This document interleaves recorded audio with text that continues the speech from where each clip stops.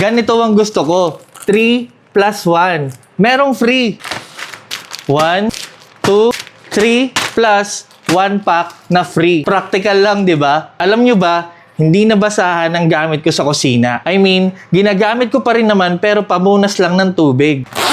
Pero pagdating sa mga natapon na condiments, sarsa, lalong-lalo na sa mantika, tissue na ang gamit ko. Kasi pansin nyo ba kapag telang basahan ang pamunas nyo sa lahat, habang ginagamit lumalagkit kahit ilang beses mo banlawan. Lalo na pag may kulay yung pinupunasan tulad ng toyo, ketchup, nagmamantya na ang pangit tignan. Dadating pa nga sa punto na parang kinakalat nyo lang din yung pinupunasan yung mantika. Hindi tulad kapag kitchen tissue ang gamit. Pagkapunas mo, ayan, tapon mo na. Matipid din to gamitin kasi makapal at malapad. Talagang absorbent.